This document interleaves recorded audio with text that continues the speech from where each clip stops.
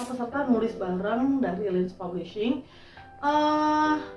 Saya ingin review sedikit sebelum kita masuk materi kedua. Apa saja sih yang perlu dilakukan yang sudah diberitahukan di materi pertama. Oke, yang pertama adalah cara menentukan tema, yaitu dengan membuat mind map seperti ini. Ya, mind map ini berfungsi untuk membantu kita mencari tema terbaik, tema yang paling bagus, tema yang kira-kira paling kita kuasai, dan juga agar kita bisa mengetahui bahwa ide itu bersumber dari banyak hal dan ada banyak gitu. Jadi nggak usah khawatir, aduh nanti saya kehabisan ide, tidak. Jadi yang pengalaman yang pernah saya lakukan selama 4 tahun menulis minimal 5 artikel setiap hari, kebayang ya, setahun ada 365 hari, seharinya nulis 5 artikel aja udah 1500 artikel. Dari mana idenya? Nah, itu menggunakan cara mind map ini. Dan bagaimana dengan cerpen? Sama, bisa dilakukan juga dengan cara memakai mind map ini. Nah, ini cara menentukan tema. Kemudian yang kedua, setelah menentukan tema, kita pilih satu yang menarik dan kita bikin sinopsisnya. Sinopsis ini adalah gambaran besar. Kalau seorang arsitek memiliki blueprint atau seorang tukang bangunan juga melihat blueprint untuk membangun rumah, maka penulis memiliki sinopsis. Kemudian juga setelah sinopsis, saya menyarankan untuk menentukan adegan awal, karena adegan awal adalah hal yang penting seperti etalase untuk tulisan kita. Nah, sampai di sini mudah-mudahan teman-teman sudah melakukannya, dan selanjutnya saya akan memberikan tips untuk membuat kerangka karangan. Oke, jadi kerangka karangan itu ya seperti namanya, kerangka. Ini seperti badan kita pasti ada kerangkanya ya. Kerangka inilah yang kemudian dibalut oleh daging, otot, saraf, dan lain-lain. Tapi kerangka inilah yang membuat kita menjadi punya postur tubuh seperti ini. Nah, sama seperti kerangka pada tubuh kita, kerangka karangan itu adalah hal penting yang mendasar yang perlu dipelajari oleh penulis menurut saya. Memang ada benar penulis yang bisa membuat tulisan bagus banyak tanpa kerangka, tetapi itu faktor bakat dan tidak bisa diajarkan. Kalau udah ngomongin bakat, kita nggak bisa minta ajarin sama dia gimana sih, oh gampang kok, tinggal tulis aja. Nah, kita nggak akan bisa tiru. Nah, saya mengusulkan untuk para penulis pemula, pelajarilah cara membuat kerangka, karena ini akan jauh lebih cepat, jauh lebih mudah membuat tulisan jika sudah ada kerangkanya. Karena penulis pemula biasanya masalahnya atau ada banyak, dan yang paling banyak adalah tidak bisa menyelesaikan cerita, benar ya? Jadi banyak penulis pemula yang kebingungan dengan cerpen atau cerita yang dia bikin sendiri. Aduh, ini gimana ya cara bikin endingnya? Aku nggak tahu nih harus diapain nih ceritanya ya, mentok nih, mandek. Nah, beberapa masalah itu, mandek, tidak tahu endingnya seperti apa, itu bisa diselesaikan dengan membuat kerangka karangan terlebih dahulu. Jadi sebelum kita capek-capek gitu ya, capek-capek menulis, kita bikin dulu aja kerangkanya, baru nanti kita isi. Nah, bagaimana cara membuat kerangka karangan? Kalau saya sih punya style bebas, jadi teman-teman boleh bebas sesuka hati bikinnya seperti apa. Tapi yang penting kerangka karangan ini ditulis oleh teman-teman dengan memasukkan semua hal yang ingin teman-teman bahas di dalam cerpen nanti. Nah, contoh karangan bisa teman-teman lihat seperti ini. Jadi kerangka karangan itu simple aja bikinnya, tetapi semua hal masuk dari adegan awal sampai ke adegan ending. Itu boleh beberapa adegan, misal mau 5, 10. Saya menyebutnya adegan, saya nggak tahu tuh namanya apa ya. Bisa part, berapa part. Tetapi kalau saya lebih enak udah adegan aja deh. Adegan 1 itu misalnya si A berlari ke rumahnya karena mendengar kabar bapaknya sakit. Bagian 2, si A mengingat flashback kembali pengalaman bersama ayahnya. Si A membenci ayahnya. Ini alasan-alasan kenapa dia benci ayahnya. Si A hijrah dengan pergi ke luar negeri untuk bekerja, tapi kemudian dia justru menemukan bahwa apa yang ayahnya lakukan pada dirinya selama ini itu adalah hal-hal penting dan mengambil peran luar biasa ketika dia di negeri orang gitu. Kemudian yang terakhir, bagian terakhir adalah bagian ending di mana dia sangat menyesal karena belum sempat minta maaf pada ayahnya. Misalnya seperti itu ya, itu contoh bikin kerangka karangan sederhana aja tapi nanti kita tinggal isi gitu. Kenapa kerangka karangan ini sangat bermanfaat? Coba perhatikan, dari tadi saya bikin itu fokusnya pada si A dan si bapaknya, jadi si tokoh utama sama si bapaknya. Jadi kita tidak melantur kemana-mana, karena kebiasaan penulis pemula itu hobi banget cerita gitu. Jadi semuanya ditulisin, dari mulai bapaknya, ibunya, neneknya, tetangganya, kakeknya, kucingnya pun diceritain di dalam cerpennya. Hasilnya pembaca yang membaca tulisan para penulis pemula tuh jadi bingung, mau cerita apa sih ya? Ini dia mau cerita apa sih? Tema yang diambil apa sih? Terus intinya apa ya? Gitu. Jadi saking asiknya nulis, jadi semuanya ketulis gitu, semuanya ditulis. Padahal cerita pendek atau cerpen itu memiliki batasan jumlah halaman, maksimal 12 halaman ya kalau nggak salah. Ada batasan halaman sehingga kita perlu fokus gitu. Kalau mau ngambil cerita tentang pengalaman kita bersama bapak, ya udah itu aja, bersama bapak aja. Tokoh-tokoh lain yang tidak penting dari pengalaman kita, antara kita dan bapak, nggak usah ditulis gitu. Oke? Nah, silakan teman-teman. Saya sudah minta saat konsultasi pertama teman-teman membuat kerangka karangan yang fix dari awal sampai akhir, karena di materi kedua ini kita akan lebih melaju ke teknis, yaitu bagaimana caranya menulis cerpen mengisi kerangka karangan yang tadi kita sudah buat.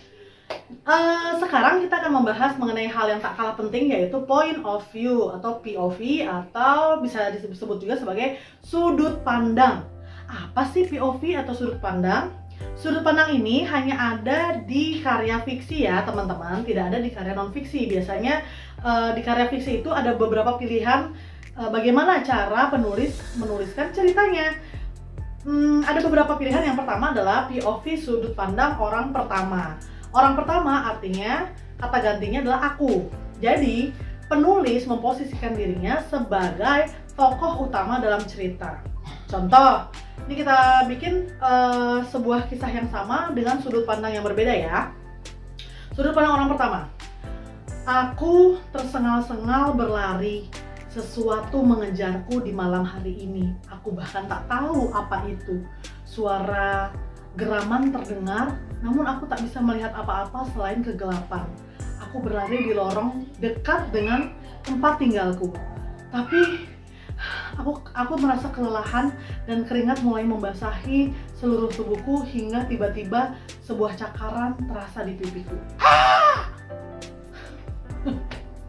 Itu contoh point of view, cara menulis dengan sudut pandang orang pertama. Orang pertamanya berarti penulis adalah tokohnya, sehingga penulis bebas untuk mengeksplor perasaannya, apa yang dia rasakan. Misalnya dia mendengar suara geraman, dia merasakan cakaran, dia terengah-engah, itu dia ceritakan dari sudut pandang orang pertama, aku. Nah, ada lagi cara menulis atau cara sudut pandang yang lain, yaitu POV orang ketiga. Saya skip orang kedua karena agak jarang digunakan. Oke? Yang untuk penulis pemula kita belajar dua aja, satu sudut pandang orang pertama dan satu lagi sudut pandang orang ketiga. POV orang ketiga ini adalah penulis kita sebagai penulis menempatkan diri di luar cerita. Jadi kita seolah-olah sebagai malaikat yang serba tahu tentang tokohnya, tentang keluarga tokoh, tentang apapun yang dirasakan si tokoh. Jadi cara menuliskannya bukan aku, tetapi nama tokohnya. Contoh ya, dengan adegan yang tadi, adegan yang sama. Lily berlari terengah-engah. Dia merasakan ada hawa dingin di tengkuknya. Dia tersengal dan merasakan bahwa tubuhnya mendingin. Lorong di sekitarnya tidak ada cahaya sedikit pun dan dia tidak bisa mengetahui makhluk apa yang sedang mengejarnya.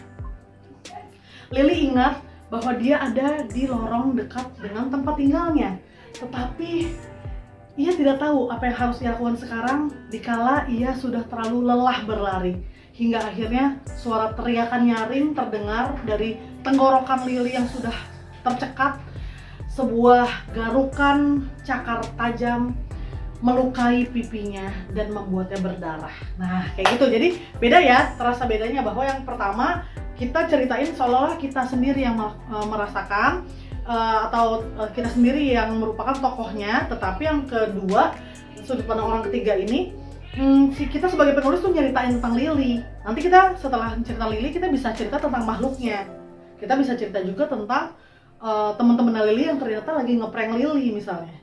Tapi kalau kita sebagai sudut pandang orang pertama, kita tidak tahu apapun di luar tokoh utama begitu. Karena kita hanya tahu yang kita rasakan, kita pikirkan. Kita tidak tahu apa yang dipikirkan orang lain, apa yang terjadi di balik kegelapan lorong itu kita nggak bisa cerita. Tetapi kalau kita menjadi memakai sudut pandang orang ketiga, kita bisa cerita semuanya. Semoga jelas ya. Nah, apa sih fungsinya ini, Mbak? Gitu. Apa sih fungsinya kita mengetahui tentang POV atau sudut pandang? Fungsinya adalah untuk menentukan gaya seperti apa yang akan kita pakai di cerpen kita. Untuk penulis pemula biasanya paling mudah memakai POV orang pertama karena sederhana, aku saja yang diceritakan. Tetapi kalau misalnya kita ngerasa terlalu sempit, terlalu nggak bisa explore kalau ceritanya hanya dari sudut pandang aku, maka kita bisa pakai POV sudut pandang orang ketiga, yaitu penulis sebagai sosok yang maha tahu gitu. Maha tahu dalam artian penulis ini bisa tahu semuanya, isi hati semua tokohnya tahu. Dan ini tergantung teman-teman, cerita yang teman-teman sudah tulis, sinopsisnya, kerangka karangannya kira-kira paling cocok ditulis dengan sudut pandang yang mana. Oke, setelah teman-teman tentukan sudut pandangnya, maka nanti kita tinggal konsisten menulis dengan sudut pandang itu dan belajar menulis yang lain, yaitu narasi dan deskripsi. Apa itu? Lanjut pembahasannya. Oke, tahap ini kita akan belajar mengenai cara menulis narasi dan deskripsi. Narasi ini tulisan cerita biasa, tulisan yang mengalir biasa, yang berbentuk narasi ya, dan teman-teman pasti sudah bisa karena ketika saya minta teman-teman menulis kerangka karangan, menulis sinopsis, itu kebanyakan adalah narasi. Oke, cara menulis narasi seperti apa? Ya biasa aja, tuliskan tell, dia lebih ke tell, memberitahukan. Misalnya, aku sedih, wanita itu cantik, wanita cantik itu sedang menatapku, itu adalah narasi ya. Nah, apa bedanya dengan deskripsi? Kalau deskripsi ini lebih dalam, dia bukan hanya tell, dia bukan hanya memberitahu, tetapi dia show, menunjukkan. Jadi dia bahkan sebisa mungkin tidak memberitahu. Contoh, kalau narasinya misalnya kakak perempuanku sangat cantik. Ketika dideskripsikan, itu tidak perlu menyebutkan kata cantiknya, tidak perlu menyebutkan sifatnya, tetapi langsung kita show, kita tunjukkan. Kakak perempuanku memiliki hidung mancung persis seperti Tasya Farasya. Dia giginya sangat indah dan rapih, berbaris putih dan membuat senyumannya menawan. Rambutnya berwarna hitam, tebal dan sering ia tutup dengan jilbab panjang, kayak gitu ya. Nah, apalagi yang bisa dideskripsikan? Alis mata. Alis matanya tidak pernah dia pergunakan pensil alis atau make up apapun, tetapi sudah sangat tebal dan membingkai wajahnya sehingga menjadi lebih tegas dan terlihat mempesona. Misalnya gitu ya. Itu cuma contoh dan itu spontan, jadi tidak bisa terlalu oke lah. Tapi teman-teman kalau ketika menulis bisa bayangin ya bedanya narasi ini biasa pendek doang, cuma kakakku cantik. Dan deskripsi itu lebih panjang dan lebih tergambar cantiknya itu seperti apa. Nah, untuk deskripsi teman-teman bisa mendeskripsikan segala sesuatu dari mulai tokoh seperti tadi ya. Mendeskripsikan tokoh, apa yang teman-teman lihat dari tokoh itu secara fisik, kemudian apa yang bisa teman-teman dengar, suaranya seperti apa, cara dia bicara seperti apa yang bisa teman-teman endus, misalnya dia tokoh ini nih bau rokok gitu ya, kita ceritakan, atau parfumnya sangat menyengat, kita bisa deskripsikan. Dan itu semua panca indera kita ketika kita mendeskripsikan itu perlu diaktifkan. Jadi kira-kira apa yang kita lihat, apa yang kita dengar, apa yang kita rasakan, apa yang kita baui, itu semua kita ceritakan, dan itu bisa jadi deskripsi tokoh. Juga deskripsi tempat, misalnya sama panca indera juga, apa yang bisa kita lihat dari tempat itu. Misalnya rumah sakit itu kan bangunannya putih biasanya, cuma apa yang bisa kita cium, kita endus, oh bau obat. Apa yang bisa kita rasakan ketika masuk rumah sakit, mungkin dinginnya AC dan lain-lain, itu bisa kita deskripsikan. Selain tempat, juga deskripsi suasana maghrib, suasana senja. Jadi nggak cuma bilang senja ini begitu indah, jangan gitu, karena orang nggak kebayang, pembaca kita nggak bisa bayang senja ini indah tuh seperti apa. Misalnya ada burung-burung yang sedang terbang, matahari berwarna jingga, kemudian tertutup dengan awan-awan yang kelabu, kemudian ada angin semilir. Jadi kita jelaskan semuanya, itu namanya deskripsi. Nah, teman-teman, dalam membuat cerpen penting ada deskripsi, ada narasi. Pada faktanya terserah, kalau teman-teman benar-benar pintar deskripsi, silakan deskripsikan segala sesuatu juga boleh, tapi kadang orang malah boring, jadi harus dua-duanya di combine. Oke, bocah nangis. Oke, bersama dengan Fata, penulis masa depan. Ya, terus? Ya, sekarang kita akan bahas hal yang tak kalah pentingnya dalam sebuah cerpen atau karya fiksi. Dan ini tidak ditemukan di karya non-fiksi seperti esai atau artikel. Jarang ditemui. Yaitu dialog tokoh. Nah, dialog tokoh ini adalah hal yang penting karena membuat cerita kita yang kita bikin menjadi hidup. Nah, memang ada cerita-cerita yang sudah bagus tanpa harus ada dialog, tetapi kalau ada dialognya, pembaca kita bisa memahami, oh karakter tokoh si A ini begini, karakter tokoh B begini. Nah, kita sebagai penulis bisa membuat penokohan itu melalui dialog tokoh-tokoh kita. Seperti apa cara menulis dialog?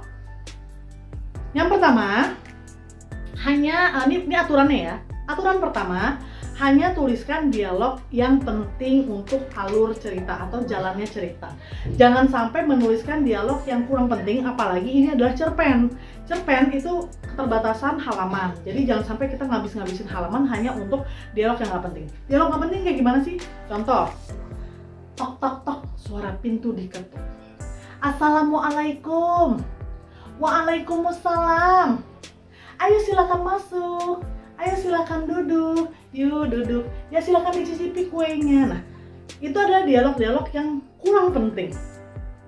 Untuk apa ya gitu dialog-dialog seperti itu gitu? Itu hanya tidak menunjukkan apapun, tidak menunjukkan penokohan, tidak menunjukkan alur cerita seperti apa. Mendingan langsung aja. Tok tok tok, suara pintu diketuk. Entah mengapa keringat dingin keluar dari tengkukku. Karena ini sudah jam 1 malam. Iya kan? Terus kemudian ternyata aku beranikan diri membuka pintu. Ternyata wajah Pak RT pucat pasi dan mengatakan padaku, kabar buruk. Ada apa Pak? Pak RT bergetar, dari suaranya terdengar dia sangat sulit mengucapkan kata-kata ini. Ayahmu kecelakaan. Nah, itu dialog yang penting. Jadi kita nggak usah basa-basi Assalamualaikum. Oh ya Pak RT, tengah malam ada apa ya Pak ya? Nggak usah kayak gitu. Jadi kita langsung aja to the point. Iya kan? To the point kan Dek? Ya, itu aturan pertama. Aturan kedua, ketika kita menulis dialog, sebaiknya sertakan juga ekspresi dari tokoh kita. Contohnya gimana? Misalnya, tadi saya udah contohin sebenarnya. Ayahmu, bibir Pak RT terlihat gemetaran karena kesulitan menahan emosi yang ia rasakan. Nah gitu, jadi bibirnya gemetaran tuh kita deskripsikan gitu. Nggak cuma ayahmu, kata Pak RT, kecelakaan, ungkapnya lagi. Ayo kita pergi ke sana, ajak Pak RT. Jadi nggak kayak gitu, tetapi setelah dialog kita kasih tahu ekspresinya si tokoh ini ketika ngomong itu kayak gimana sih ekspresinya, intonasinya gitu ya. Jadi cerpen kita akan lebih hidup, karya fiksi kita akan lebih hidup. Oke, teman-teman semua, sekarang saatnya kita belajar teknik menulis yang benar-benar teknis ya. Artinya teman-teman hanya bisa menguasai teknik ini dengan cara menuliskannya langsung ya. Pertama adalah teknik dalam membuat pembukaan sebuah cerita, dalam hal ini cerita pendek. Bagaimana caranya? Ada beberapa tips. Yang pertama, teman-teman perlu memilih adegan yang paling bombastis untuk menjadi pembukaan cerpen teman-teman. Satu paragraf pertama itu sangat menentukan apakah pembaca akan mau mengklik kalau di online yang mengklik, atau mau meneruskan membaca atau tidak, atau hanya cukup di judulnya saja terus kayaknya menarik nih pertamanya, paragraf pertamanya aja udah nggak menarik. Oke? Nah, tipsnya apa lagi selain pertama menentukan adegan awal yang bombastis, yang kedua, pembukaan sebuah cerpen bisa dimulai dengan dialog. Dialognya pun dialog yang bombastis pasti. Hah? Kamu hamil? Nah, kan kamu laki-laki. Oh, itu aneh banget ya. Nah, kayak gitulah kurang lebih sesuatu dialog antar tokoh yang mengejutkan gitu, yang mengejutkan pembaca. Nah, itu juga tips yang kedua, bisa dicoba. Tips yang ketiga adalah dengan mendeskripsikan sesuatu, tetapi deskripsinya ini adalah deskripsikan juga hal yang bombastis juga. Karena apa? Karena kalau kita mendeskripsikan hal yang biasa-biasa saja, jadinya malah jatuhnya bertele-tele. Contohnya apa? Mendeskripsikan hal yang bombastis. Misalnya genrenya horor ya. Aku melihat daun-daun di depan jendela kamarku bergoyang dengan sangat kencang, padahal tidak ada angin yang berhembus, tidak ada suara apapun, dan tidak ada hewan malam yang menggoyangkannya. Kenapa ranting itu bergoyang? Aku cermati dengan teliti, aku melihat ada sosok wajah di atas pohon itu yang sedang menatapku. Kayak gitulah ya, pokoknya deskripsi yang bombastis itu tadi spontan, jadi mungkin agak belepotan, tapi intinya sesuatu yang bikin pembaca kita tuh jadi apa itu? Wajah siapa itu? Apakah wajah maling atau wajah makhluk-makhluk yang nggak kelihatan? Nah, kayak gitu ya. Kemudian setelah deskripsi tadi, tips yang selanjutnya adalah menulis, membuka tulisan kita dengan quote atau kutipan. Itu juga banyak yang melakukan ya, jadi kutipan dari penulis terkenal, penyair, atau kutipan dari orang-orang ternama itu dijadikan pembukaan. Itu juga menarik sih. Oke, itu ada beberapa tips pembukaan. Dan